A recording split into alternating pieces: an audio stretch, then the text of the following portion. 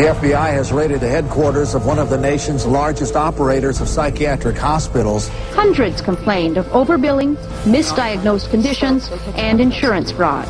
Investigators say they found more than 5,000 similar cases in all 50 states. Psychiatrists clearly are getting rich. Psychiatrists traded drugs for sex, filed false insurance claims, and exploited patients sexually. We have uncovered some of the most elaborate, aggressive, creative, deceptive, immoral, and illegal schemes being used to fill empty hospital beds with insured and paying patients.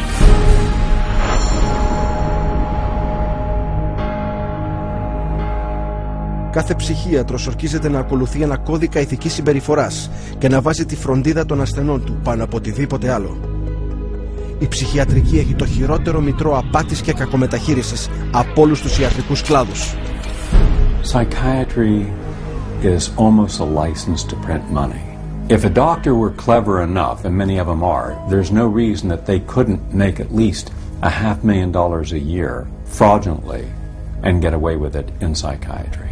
I don't purport to have deposed every psychiatrist in Las Vegas. I can tell you for a fact I haven't. Maybe I've deposed half. And by and large, they were a dishonest, deceitful, lying bunch of people. Τόσο διαδεδομένες είναι οι εγκληματικές τους πρακτικές χρέωσης, που οι ασφαλιστικές εταιρείες τις καλούν το κύμα της Καλιφόρνια και η χειραψία των $100. $100 handshake is when usually a patient is institutionalized. Psychiatrist, psychologist will visit that person, shake hands with them, say, hello, I'm Dr. So-and-so, I'm taking care of your problem here, and then leaves.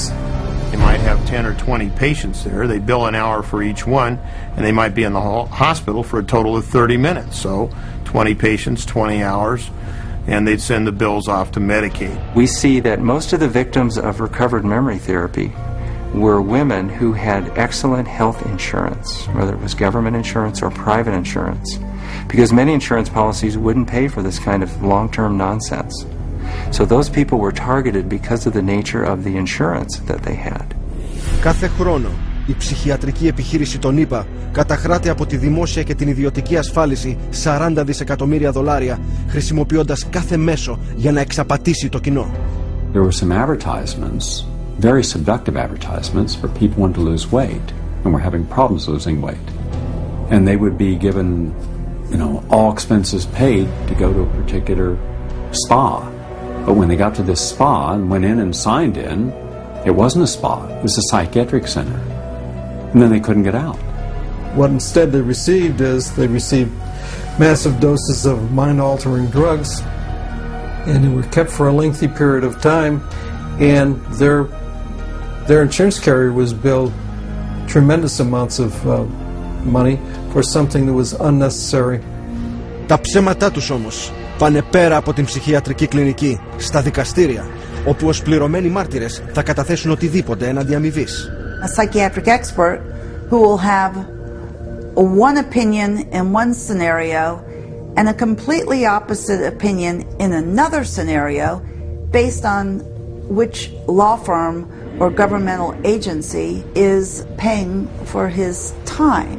These psychiatrists, on one hand, will tell the public that suicide can be prevented, but will go into court and tell a jury that suicide cannot be prevented. And then once you show his prior inconsistent statements, you also show that he is paid very well by pharmaceuticals, then the jury says, you know what, we're not so sure about you because you just lied to us. Στην απληστία, την ατιμία και τη φιλαργυρία προσθέτουμε και τα σεξουαλικά εγκλήματά τους. Αποτελώντας μόνο το 6% όλων των γιατρών στη χώρα, οι ψυχίατροι διαπράττουν το 1/3 των σεξουαλικών αδικημάτων που διαπράττονται από γιατρούς. It has happened so often that by the mid-80s, the insurance companies who insure physicians across America started writing sexual claims out of the policies altogether. That's how common it was. The system was so broken that more than 25,000 complaints had been registered, but nothing acted upon. When a psychiatrist has a patient, a female patient, and abuse them sexually, there's a very high probability they'll get away with it. I've seen many cases where the mental health professional becomes very disturbed and is using very strange and odd treatments, and that can go on for many years with no one finding out about it because it's not very public. It's quite private. Things happen behind closed doors.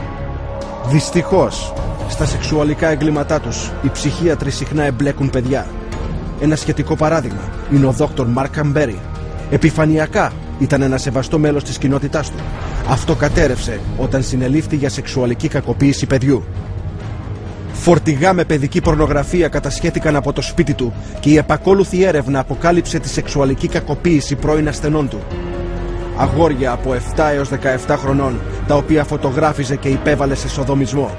Η πολιτεία επέβαλε 50 χρόνια για τις τρασείς, απαρατήρητες, τολμηρές περιπέτειες του Μπέρι με παιδιά. Αυτό δεν αποτελεί ένα μεμονωμένο γεγονός. Πρόκειται για τον καλυμμένο χαρακτήρα αυτού του επαγγέλματος. Σε κάθε πόλη, σε κάθε πολιτεία και σε κάθε χώρα θα βρείτε ψυχίατρους να διαπράττουν βιασμό, σεξουαλική κακοποίηση, φόνο και απάτη. Θα διαπιστώσετε ότι η αξιοπιστία της ψυχιατρικής βασίζεται στη μεγαλύτερη απάτη που έγινε ποτέ.